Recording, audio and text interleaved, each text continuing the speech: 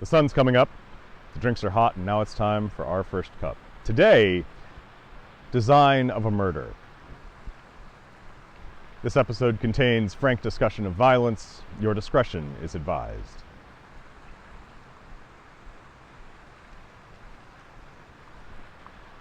As a rule, I generally do not condone unjust killing. I'd like to be very clear about that up top. But last week, soon after details started to emerge in the killing of UnitedHealthCare CEO,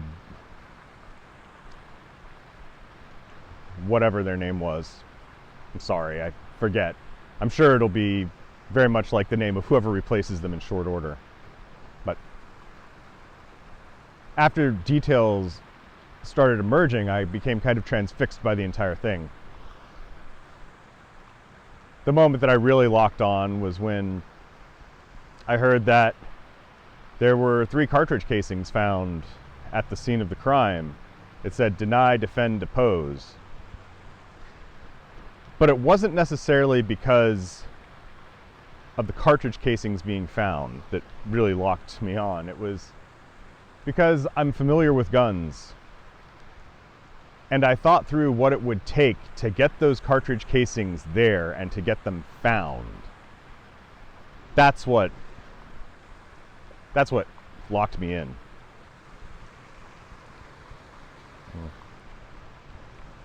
So I'm going to show you what I mean. Because I know not a lot of people are familiar with firearms, with ammunition, with all that. So this is a rather typical 9mm cartridge. Rather typical round that you would fire out of a pistol, right? It's actually very small, the whole thing. Here's a Sharpie, right? Normal size Sharpie. As you can see, the entire round is about half the size of the pen cap of the Sharpie, right? And the cartridge casing itself, oh, microphone. Let's just stay right there, shall we? The cartridge casing itself, right? That's this cylindrical part here, is only about 2/3 of the entire width of the cartridge. The rest of it, the conical part up here, that's the bullet. So in order to get the cartridge casing with words on it at the scene of the crime first, you have to write something on the casing, right?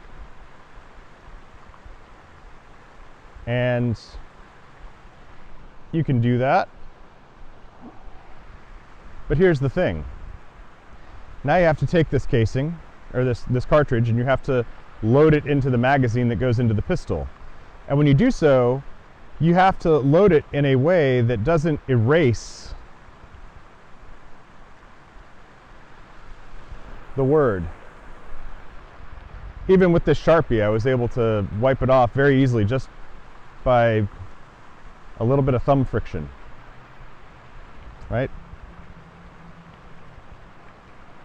So you have to write on it, you have to load the cartridges in a way that you don't erase them, and then when you fire the weapon, right, so you pull the trigger, right, and the bullet part, that goes out of the barrel, that goes towards whatever the target is. The cartridge gets ejected from the right side of the pistol in most pistols, right? So then you also have to consider an angle of attack where the cartridges would be ejecting right towards the sidewalk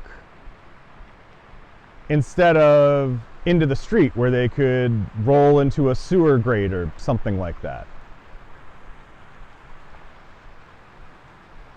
It takes a lot of effort, right?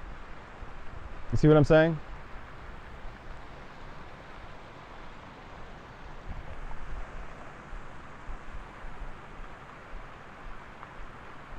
And yes, I'm asking you, while I explain all this, to kind of suspend your moral beliefs about what happened and just Just look at the physics, just look at the design, just look at what went into putting this together, right? Because I think you'll see it's very effortful. I mean, you know, I was raised around guns. I'm very comfortable around them. You know, my father made sure that for every firearm in the house, you know, each one of his children knew how to make it very dangerous and how to make it very not dangerous, right? But we were taught fundamentally that guns were tools, and their main purpose was killing. Whether that's a piece of paper, or a person, or prey, guns' main function as a tool is to kill. And yet, when I look at how guns were used, a gun was used in this particular instance, where the main function was very clearly enacted, I'm also forced to look at it as more than a tool. I'm forced to look at it as a medium for messaging. Maybe even it's a tool for conveying a message, almost like a paintbrush.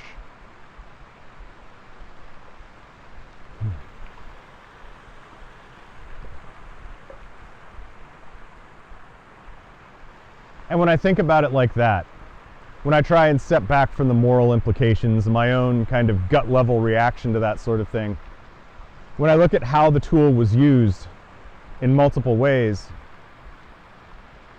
it gives me a minute to reflect on what it would take to get me to put that much effort into designing something like this. I hope it gives you a minute to reflect on the same. Just seriously, do yourself a favor and sit with the question, what would it take you to design this sort of a scenario, to think through how to write on the ammunition, how to load it, how to find the right angle of attack and plan everything else that goes into that, the timing, just to be that thorough. What would it take to get you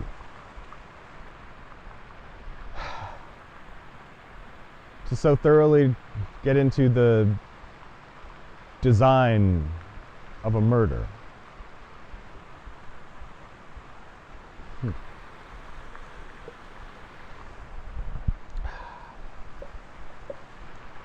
Please remember that no matter what you've heard or what I've said, death comes for us all, and a closed mouth never gets fed. Take care of yourselves. We'll speak again soon.